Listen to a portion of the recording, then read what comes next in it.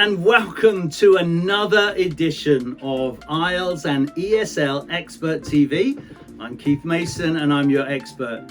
I really hope you're enjoying these videos, and I really hope that they're helping you with your pronunciation, with your vocabulary, and with just your general speaking of English. And I hope that they're making a difference in your preparation for your IELTS exam if you're taking IELTS, or your ESL exam if you're taking that. So yeah, let's move on. Today we're going to look at another topic. So I'll do a few more of these topics. This one is on the topic of books. Very common. Tell me about a book that you've read. Might be the sort of question that you'll get in part 2 in the IELTS exam, or in any English test, TESOL or TOEFL, or ESL, any of those types of exams.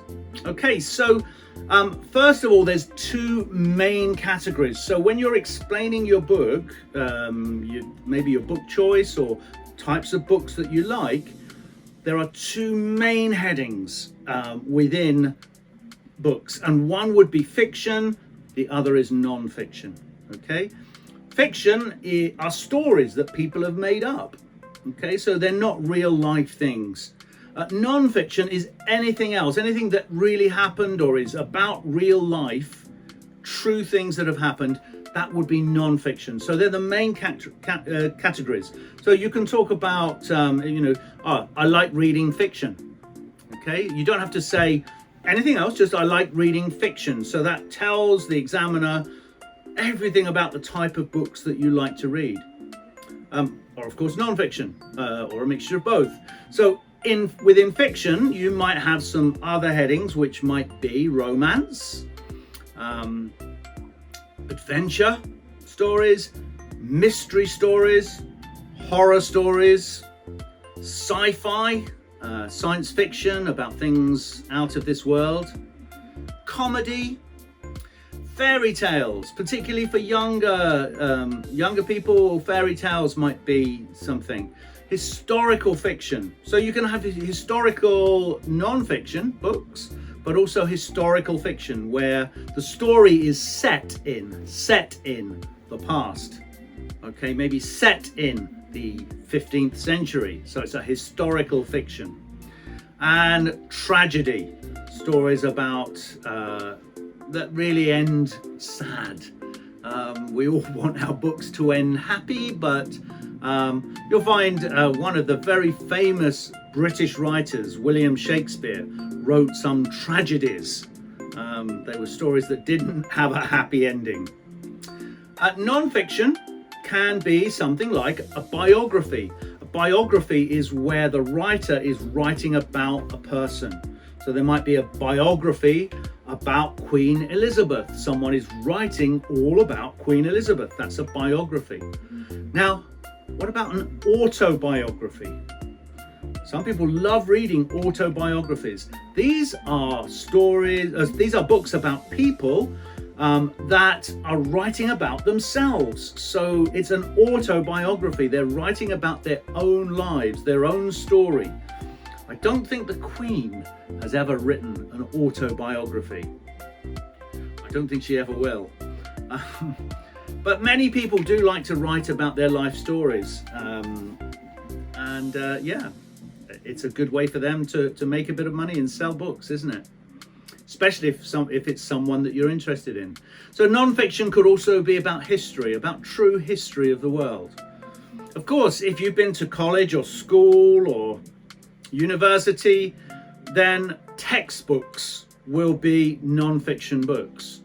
So textbooks are going to be on subjects. They're not going to be just general knowledge, but they'll be on subject. Factual books, so books about factual things. They may be books on fishing, telling you how to go fishing, or it might be books on travel. These are factual books. And then there's journalism. So journalism usually found in newspapers and magazines, but also you can get books that are journalism. So they're about more about up-to-date events that have happened, so reporting on those events. So there's your main categories of books that you might talk about. So some related vocabulary. You can say the writer of a book. Most people tend to use author, and they tend to think that that's a bit more clever to use the word author than to say writer. But writer is actually perfectly good English, and you can say the writer of the book or the author of the book.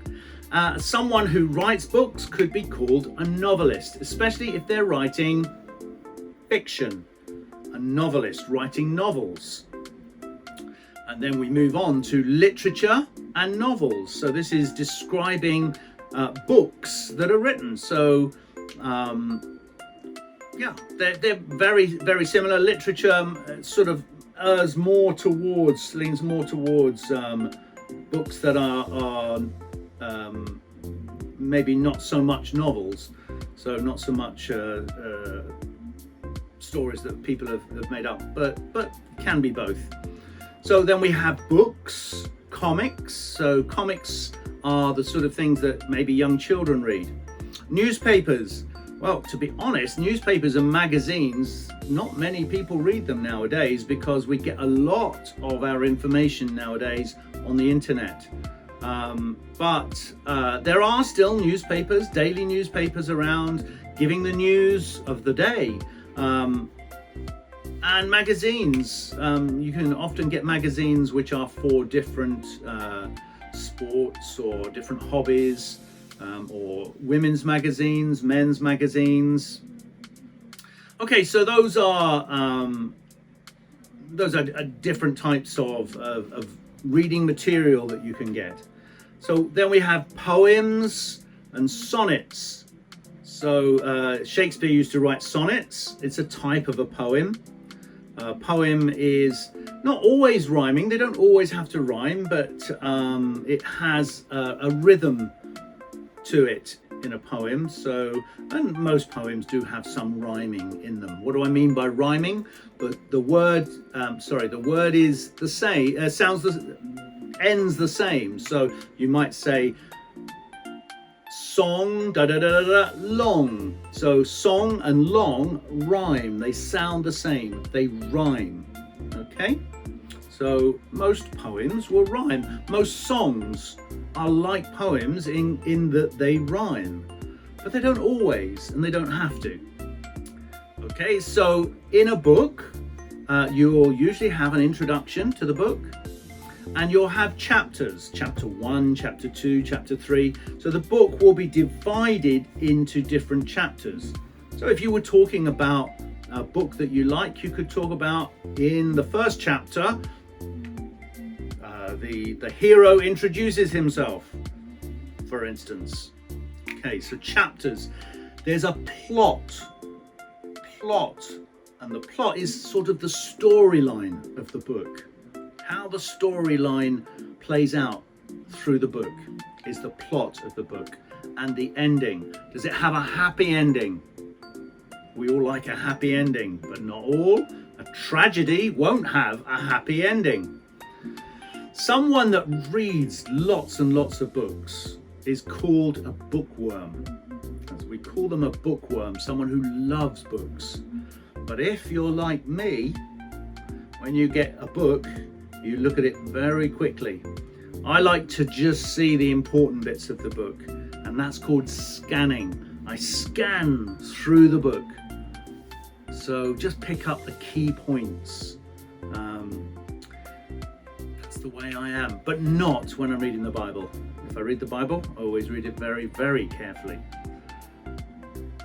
Okay, so a book might have a happy ending, as we said, a happy ending. There's an expression that you might use if you're explaining that. All's well that ends well. This is a phrase that we would use. All's well that ends well. In other words, even if bad things have happened along the way, as long as it has a happy ending, then all's well that ends well. You might say when you're telling about your book, and usually this will be in a novel, I think always in a novel, you would say there's a twist in the plot, a twist. So you think that it's Mr. X who is the killer, but actually it was his wife who was the killer. That's the twist in the plot. Okay, you can say that the book is set in, and so that would be about a time that the book is set. The book is set in the 15th century, the 16th century, the 20th century. The book is set in China, for instance, so that may be where it is set. The main characters are, so this is explaining who the main characters in your book are as you go through to explain your book. You might say love conquers all. So in the end, the two, the hero and the heroine, maybe they come together at the end and love conquers all. The true meaning of love. The book might show what the real meaning of love is. Or the book might be about the battle over good and evil. So when you're explaining to the examiner about the book, you might say, my favorite part is when blah, blah, blah happens. Or I'm crazy about this person in the book. Rather than just saying I like, saying I'm crazy about something, you can use this in all subjects. I'm crazy about music. I'm crazy about this, that. It's quite a good way and quite a local way, colloquial way of talking, and adds a little bit more emphasis, a little bit more importance on what you're saying. I love this, rather than just I like it. Talking about a book, I can't put it down. I can't put it down. In other words, you can't stop reading it. I can't stand, and this is not just for books, I can't stand this. I hate something or someone. I can't stand so and so. I'm glued to it. You know what glue is? When you stick two things together, I'm glued to it. So I'm glued to the book. Okay, so there's some phrases for you if you get the topic on books, and I hope that has been useful for you. I hope that that's expanded your vocabulary, and also I hope you've enjoyed spending just a little bit of time with me. I'll see you next time. Bye-bye.